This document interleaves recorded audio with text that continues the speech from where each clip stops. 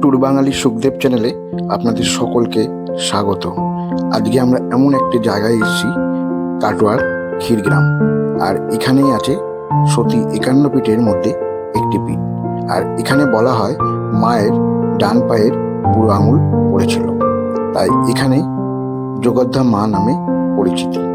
আর এই মায়ের মন্দির, এই মূর্তিটি সারা বছর এই জলের নিচে থাকে। বছরে কয়েকটি দিন এই মূর্তি তুলে এনে পূজা অর্চনা করা হয়। তবে এর মধ্যে বিশেষ দিন হচ্ছে বৈশাখীর সংক্রান্তি। বৈশাখীর সংক্রান্তির দিন এখানে মেলা বা খুব ধুমধাম করে পূজা অর্চনা করা হয়। আর এই জলের এই মন্দিরটির নিচে মাকে রাখা হয়।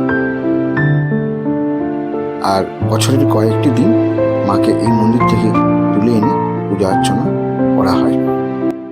দেবী জগদ্দা পাটলায় রাবণের পুত্র মহিরাবণ দ্বারা পুজো করা হয়েছিল।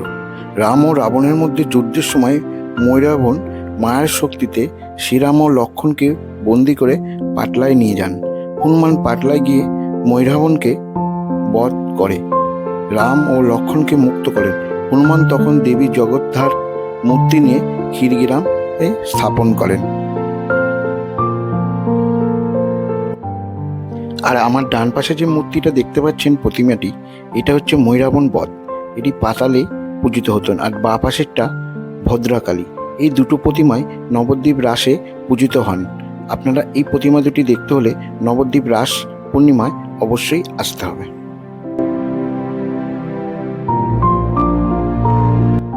মায়ের মূর্তিটি জল থেকে তুলে এনে এই মন্দিরে পূজা অর্চনা করা হয় এবং সমস্ত ভক্তরা এই মন্দিরে মাকে পুজো দেন।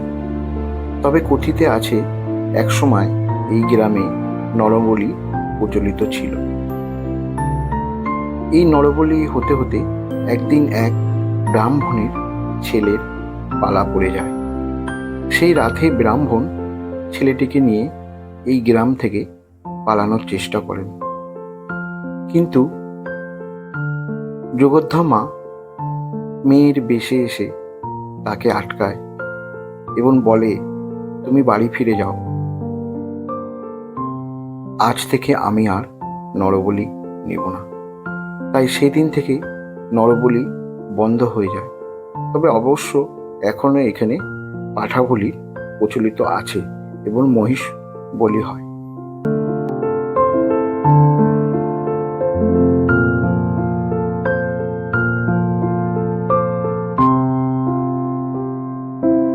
এই মন্দিরটিতে আসতে হলে বর্ধমান স্টেশন এসে কাটোয়াগামী ট্রেনে চেপে নামতে হয় কৈচুর হল স্টেশনে।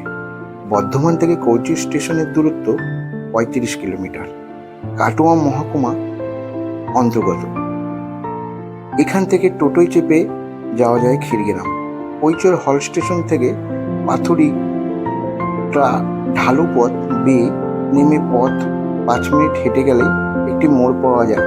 সেই মোড় থেকে মেলে ক্ষীরগ্রাম যাওয়ার টোটো, দূরত্ব 4 কিলোমিটার।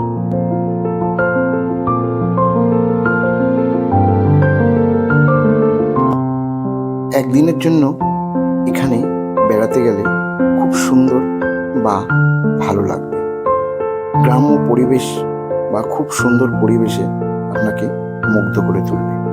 আর এখানে আপনার থাকার সুব্যবস্থা আছে এই মন্দির প্রাঙ্গণে। আমি নিচে ডিসক্রিপশনে এদের ফোন নম্বরটা দিয়ে দেব।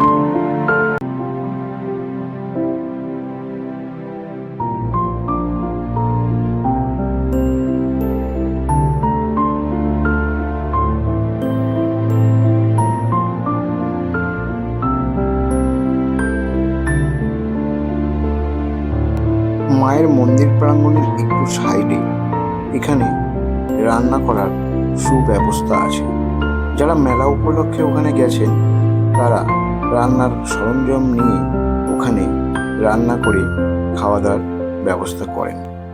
মায়ের মন্দিরে প্রতিদিন প্রসাদের সুব্যবস্থা আছে, তবে আপনাকে আগে থাকতে কুপন কেটে নিতে হবে সকাল 10টার মধ্যে।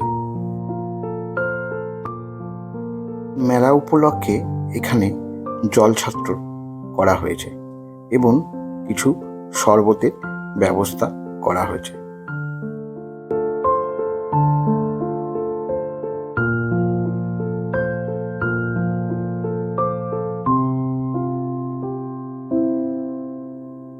এটি হচ্ছে মায়ের শয়ন মন্দির। এখানে মাকে রাতেরবেলায় নিয়ে আসা হয়।